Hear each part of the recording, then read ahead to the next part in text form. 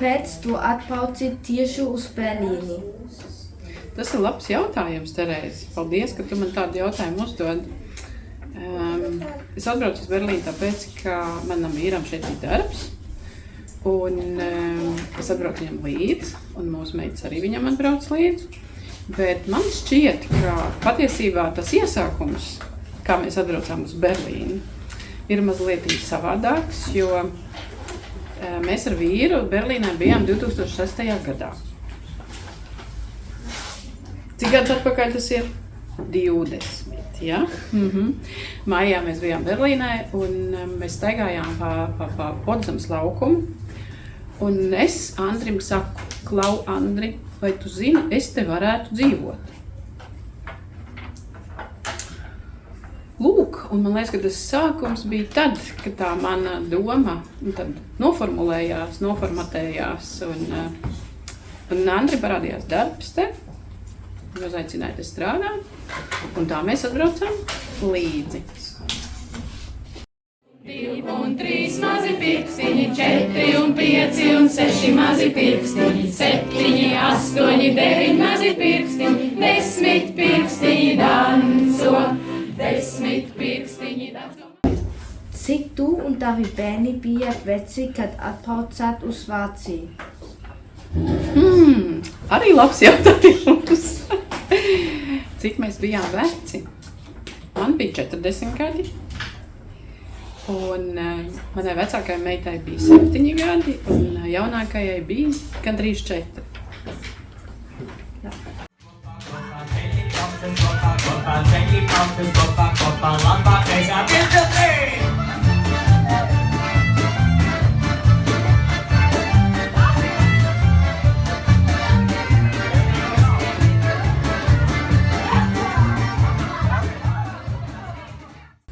Vai tu mācēji vācu valodu, kad atbrauci? Ja nē, tad kā tu iemācījies? Kā gāja taviem bērniem, kad atbraucāt, un kā viņi iemācījās valodu? Jā. Es skolā savulaik mācījos vācu valodu, taču tad, kad es atbraucu uz Vāciju, man liekas, ka es visu biju aizmirsus, ka es nevarēju runāt vāciski. Man otrs svešvaloda ir krievu valoda, man vienmēr gribējās runāt krieviski vispirms, nevis vāciski, bet es gāju pēc tam kursos, es nokārtoju dokumentus tā, lai es varētu iet kursos, un es gāju integrācijas kursos un valodas kursos, un nokārtoju arī savu valodas eksāmenu tajā laikā uz B2 līmeni, un šobrīd jau es esmu izstudējusi arī mūzikas terapiju, un es pieņemu, ka mazlietiņ es tā kā vāciski runāju. Lūk, meitenēm savukārt. Meitenes iemācījās skolā un bērndārzā. Marta, vecākā meita, mazliet Latvijā mācījās jau vācu valodu privāti, un, kad viņa atbrauca, viņai uzreiz bija jāiet kā 1. klasē, mēs atbraucām decembrī, viņa aizgāja janvārī skolā jau, un es domāju, ka viņai sākums bija diezgan grūts, pat tad, ja viņa bija mācījusies vācu valodu, jo sarunu valoda ir pavisam citādāka valoda nekā viņai bija jāiemācās visi termini no jauna. Un savukārt, 3. klasi viņa pabeidz kā labākā skolniece vācu valodā. Tā kā nekas nav nesasniedzams. Un Dārts savukārt iemācījās vācu valodu bērnu dārzā no audzinātājām, no citiem bērniem.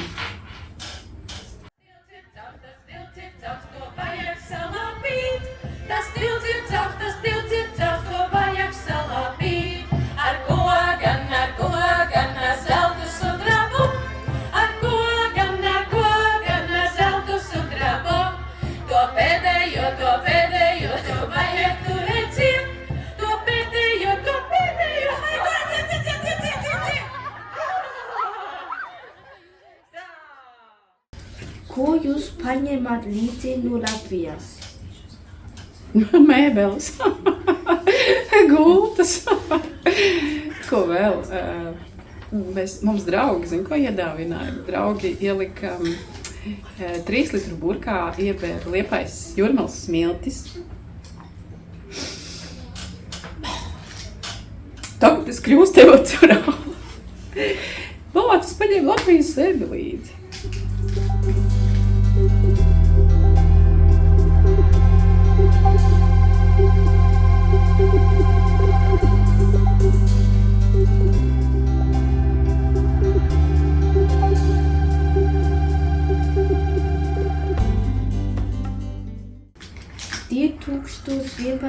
Gadā 15. oktobrī notika pirmā nodarbība Latvijas skoliņā. Kas tevi iedvesmoja, ko šādu uzsākt? Vai ir kāda cita Latvijas skola, no kuras tu šo ideju ņēmi?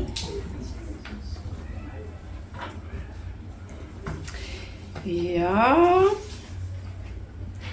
Tur vairāki tādi faktori sakrita tajā visā mūsu kopējā stāstā.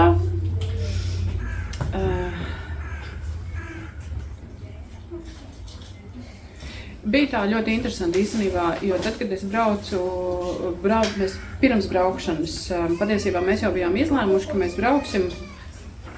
Mans vīrs jau bija te, un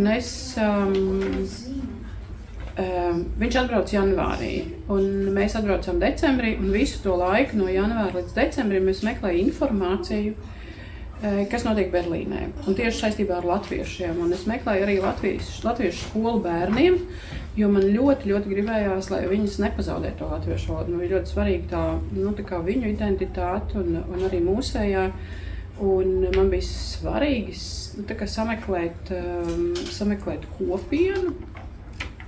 Lūk, un es daudz arī meklēju informāciju, un es zinu, ka, piemēram, es atradu tajā laikā, ka bija Bonnā skola, bet tas jau bija pēc tam, ka mēs atbraucām. Bet Berlīnē skolas nebija, to es pilnīgi skaidri zināju. Un tad mēs atnācām uz vienu Jāņu pasākumu, kas notika vēstniecībā. Un tur bija arī vēl vairāk vecāki ar bērniem. Un tad mums tāda radās kopīga ideja, ka būtu pavisam forši, ka mūsu bērni varētu kopā apgūt gan latviešu tradīcijas, gan arī valodu, būt kopā ar citiem latviešu bērniem Berlīnē. Un cik interesanti, ka viena sieviete, ar kur mēs iepazināmies tieši tajā Jāņu pasākumā, viņa uzrakstīja vēstniekam tā kā vēstuli vai e-pastu tajā laikā par to, ka respektīvi, viņa jau bija noorganizējusi man tikšanos ar vēstnieku par skolas telpām, vai mēs varam, tās pirmās nodarbības vadīt vēstniecībā. Un īstenībā, man vairs nebija iespējas atteikties, jo tikšanās bija noorganizēta, un jautājums ir, kas tad, ja ne es, un kad tad, ja ne tagad?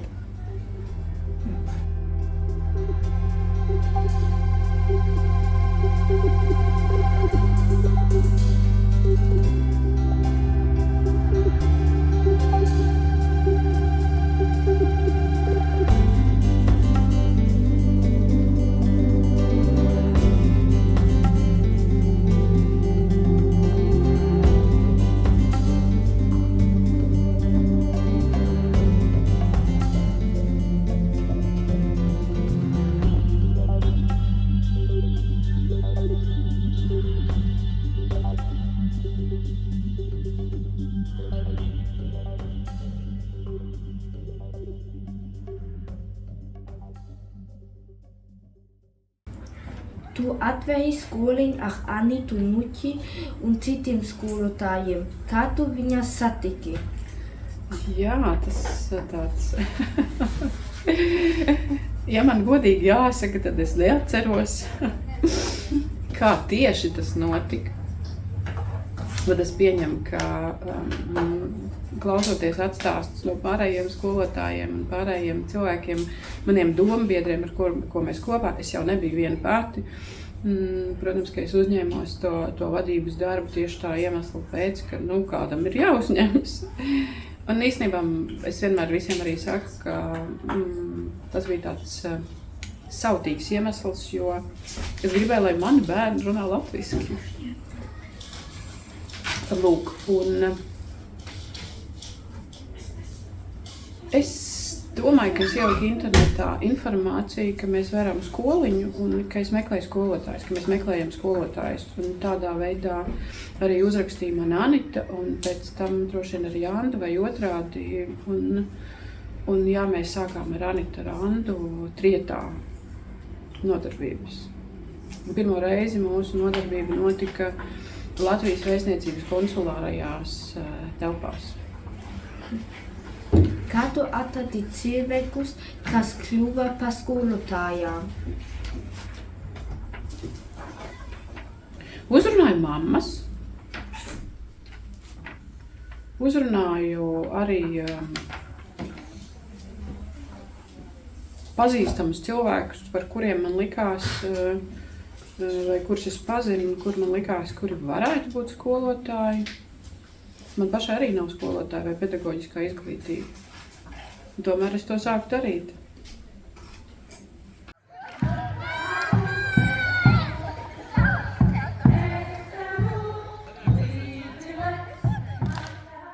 Kā tu redzi skoliņu vēl pēc 15 gadiem?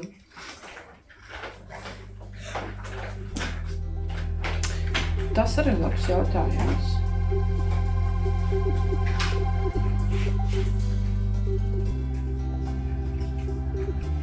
Mums bija savulaik tāds sapnis par to, ka Berlīnē var būt, mēs varētu izveidot vienā skolā vienu latviešu klasi ar latviešu bērniem. Es pieņemu, ka šajā mirklī laika nogriezienī tas būtu izdarām lieta, bet, protams, tas kādam jādara.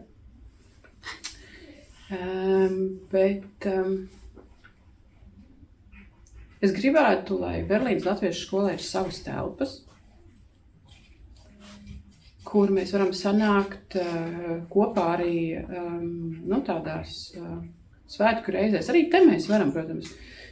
Un īstenībā es esmu ļoti pateicīga par to, ka mums ir šī iespēja arī šeit, Meringdam ģimenes centrā, ka mums ir tik liels telpas jau, patiesībā jau no 2012. Gada sākuma.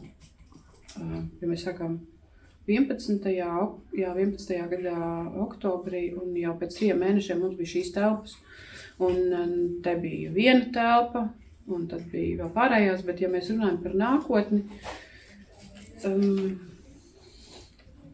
es droši vien redzētu, ka mēs darbojamies līdzīgi kā šobrīd, ka mums ir skolotāji, kuri ir tikpat entuziastiski skolotāji, kādi mums ir šobrīd, ka iespējams, Terēze, ka tu varētu būt skolotāji pēc gadiem 15, un arī pārējie lielās grupas bērni varētu būt skolotāji mazajām grupām. Es domāju, ka mēs varētu, līdzīgi kā mums bija pirms vairākiem gadiem, ka man bija pavisam mazuļu grupa, zīdainīšu grupa, ka varētu dzimt vēl vairāk bērnu un ka varētu būt vēl kāda zīdaiņu grupa arī dzen. Tas ir mans tāds sapnis un ka, ka mēs paplašinātos, būtu vairāk bērnu. Tas, protams, nozīmētu, ka varbūt tās, kad Latviju ir vairāk atstājuši, un tas tad man tādas divējādas sajūtas tur ir, bet jā, es redzu Berlīnas latviešu skolu arī pēc 15 gadiem stipru, pastāvošu, ar aktīviem, darbīgiem bērniem un tikpat aktīviem, darbīgiem skolotājiem. Vai tu jūties lepna par izdarīto? Jo, ļoti. Ļoti. Tu jau redzi, cik man tas tavs jautājums ļoti aizkustināja. Es kā reizi nācu šorīt un tieši par to domāju, ka gandarījums ir milzīgs īstenībā. Un pareiķini. Man tūlīt būs 55 gadi. 15 gadus no tiem pastāv Berlīnas Latviešu skola. Kā tu domā, cik liela daļa manas dzīves ir Berlīnas Latviešu skolā? Es paraudāšu, ja? Kad es drīz višķiņ paraudāšu. Skaisti. Lūk, jā, un tas tiešām īstenībā ļoti aizkustinošs moments, un es domāju, ka mēs visi drīkstam parādīt mūsu sajūtas vai mūsu emocijas, un es zinu, ka skolā ir ielikts ļoti daudz monetāru manas dzīves, manas ģimenes dzīves. Kā mēs nācām uz skolu pirmos gadus apkrāvušies ar visādām paunām un mantām un vēl uz kaut kādām lietām. Un tagad mums ir skapji, kuros mēs tās lietas varam salikt, vai ne? Un to vispār, man liekas, ka neviens šajā dzīvē nevar iedomāties, protams, var iedomāties tie cilvēki, kuri dara šo te darbu, bet kuri nedara. Es domāju, ka viņiem nav priekšstats par to, cik daudz patiesībā brīvprātīgā darba, un ne tikai es esmu ielikusi, ja, bet jebkurš, kurš nāk uz skolu, vecāki, skolotāji, tas ir milzīgs darbs, un vispār tā ir arī ļoti liela atbildība par to, ko mēs darām, ja. Atbildība par savu dzīvi, gan par pārējo, ja.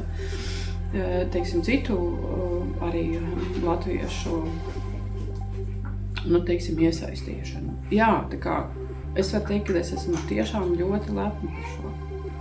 Un tas nav tāds lepnums, ka es tādu vienību baigi uzbūvēs latviešu skolu. Tas ir tāds vairāk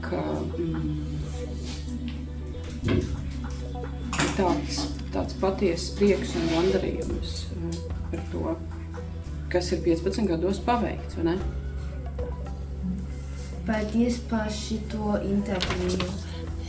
Lūdzu, paldies, Terēs, ka tu mani intervēji. Man bija liels prieks pastāstīt un atcerēties un saprast, ka te joprojām ir mana sirds.